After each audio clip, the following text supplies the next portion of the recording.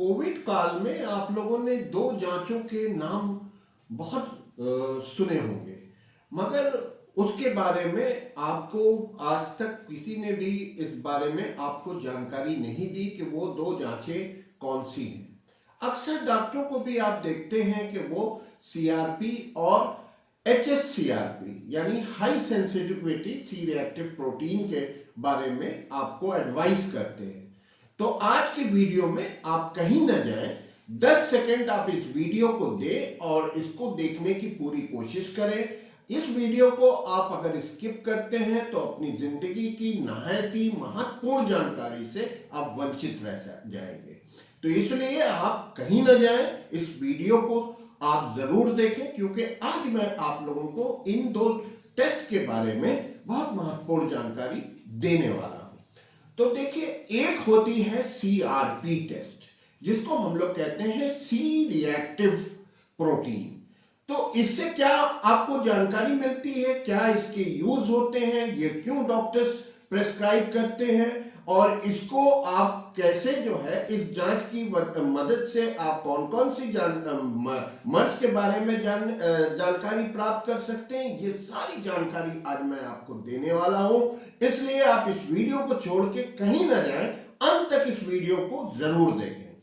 तो देखें, जो सीआरपी और एचएससीआरपी जो दो टेस्ट होते हैं, इन दोनों टेस्ट में बहुत ही स्लाइटली डिफरेंस होता है। आप ऐसे समझ लें कि अगर सीआरपी को, सी रिएक्टिव प्रोटीन को हम लोग फायर अलार्म बोलते हैं, तो जो एचएससीआरपी, जिसको हाई सेंसिटिविटी सीआरपी बोला जाता है, उसको हम लोग जो है स्मोक डिटेक्टर्स बोल सकते हैं। जैसे अस्पताल में, बड़े बड़े मॉल्स वगैरह में स्मोक डिटेक्टर्स लगे रहते हैं, उसी तरह से आप इन दोनों के रोल को समझ सकते हैं। तो जो सी रिएक्टिव प्रोटीन होता है, जो सीआरपी होता है, इसको जो है as a inflammatory marker use किया जाता है। इन्फेक्शन में ये जो है बढ़ जाता है, और जो ऑटो इम्यून डिजीजेस होते हैं, जैसे आपकी एंटी इंफ्लामेटरी जो डिजीजेस होती हैं, उसमें ये बढ़ जाता है। जैसे लुपस इरिथ्रोमेटोसस वगैरह, इरिटेबल बावेल सिंड्रोम में ये जो सीआरपी की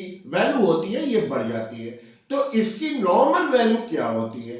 अगर ये आपकी 1 मिलीग्राम पर लीटर से अगर कम है, तो इसको हम लोग कहते हैं कि ये नॉर्मल है। ठीक है। अगर ये जो है 1 से 10 के बीच में रहती है, सीआरपी आपके मिलीग्राम पर लीटर इसका यूनिट होता है, तो इसको हम लोग कहते हैं मॉडरेट। और अगर ये जो है 10 से ज्यादा हो जाती है किसी पेशेंट की, तो इसको हम लोग कहते हैं सीवियर। और जो बेसिकली ये जो मार्कर होता है, सीआरपी जो होता है, ये रूमेटॉइड आर्थराइटिस में बढ़ जाता है। ये आपकी जितनी एंटी इंफ्लेमेटरी डिजीजेज हैं, जैसे मैंने आपको बताया, इरिटेबल बावेल सिंड्रोम्स और आपके लुपस इरिथ्रोमेटोसस, इन सारी बीमारियों में ये बढ़ जाता है। मूल बात ये कि जहां इन्फेक्शन होता है, जहां इन्फ्लामेशन होता है, और जहां ऑटो इम्यून डिजीज होती है, वहां ये मार्कर जो है, ये सीआरपी का, ये बढ़ जाता है। दूसरी जो महत्वपूर्ण जांच होती है, जिसको हम लोग एचएससीआरपी कहते हैं, जिसको हाई सेंसिटिविटी सीआरपी यानी सी रिएक्टिव प्रोटीन बोला जाता है। तो इसके ये कहां बढ़ता है? ये जो है बहुत ही स्लाइटली बढ़ता है, और ये जो बढ़ता है ज्यादातर जो है, इसका जो यूज हम लोग करते हैं, वो जैसे हार्ट अटैक होने वाला है कि नहीं, ये पता करने के लिए किया जाता है, या आपके हार्ट अटैक आने वाले हैं, आपको जो है 10 साल के अंदर आने वाले हैं कि नहीं आने वाले हैं, ऐसी जगह पे इस मार्कर को हम लोग यूज करते हैं। तो बेसिकली ये जो है, इससे मेटाबॉलिक सिंड्रोम में इसका बहुत अच्छा यूज होता है। जितने हार्ट अटैक्स वगैरह के जो है, ये एज ए मार्कर ये यूज होता है। इसके जो नॉर्मल लेवल होती है, ये होती है 1 मिलीग्राम पर लीटर, और अगर ये जो है 3 से ज्यादा हो जाती है, तो आपको, इसको हम लोग कहते हैं मॉडरेट। और ये अगर 10 से ऊपर हो जाती है, तो इसको हम लोग कहते हैं सीवियरली रेज्ड कहते हैं। तो ये जो मार्कर होता है, तो ये ऐसे मार्कर्स का हम लोग जो है इसका जो है हार्ट अटैक वगैरह में जो जिससे जो है हम लोगों को रिस्क फैक्टर्स वगैरह जिन डिजीजों में जानने होते हैं उनमें इसका यूज होता है। तो मैंने आपको नॉर्मल वैल्यूज बता दी, मैंने इसका यूज बता दिया, इसका डेफिनेशन बता दिया।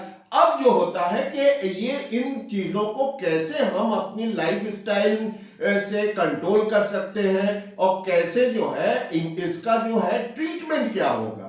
तो सबसे पहले जो हमको अपनी जो है हेल्दी लाइफ स्टाइल को मेंटेन करना होगा। हमको जो है एक्सरसाइज वगैरह करनी चाहिए, हमको जो है स्मोकिंग नहीं करना चाहिए, क्योंकि स्मोकिंग में क्या होता है, जब आप स्मोक करते हैं तो उसमें एक टीएनएफ नाम का फैक्टर रिलीज होता है जिसको हम लोग ट्यूमर नेक्रोसिस फैक्टर बोलते हैं।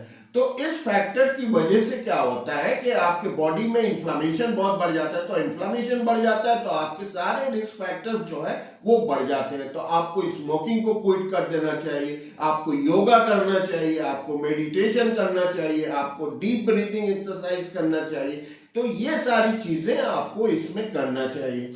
तो इसका ट्रीटमेंट क्या होगा, इसमें देखिए बहुत विशेष कुछ ट्रीटमेंट इसमें नहीं होता। इसमें जो मेन एरे ऑफ ट्रीटमेंट होता है, इसमें जो है एस्प्रिन का यूज होता है, ओमेगा 3 फैटी एसिड्स का यूज रहता है, और दूसरे जो है इसमें जो है एक आपके जो हल्दी होती है जिसको हम लोग कर्क्यूमिन बोलते हैं, उसमें से जो है टर्मेरिक जिसको हम कहते हैं, उसमें से एक केमिकल निकलता है कर्क्यूमिन, उसका इन्फ्लामेशन कम करने में बहुत डॉक्यूमेंटेड रोल होता है, तो उसका इस्तेमाल करते हैं।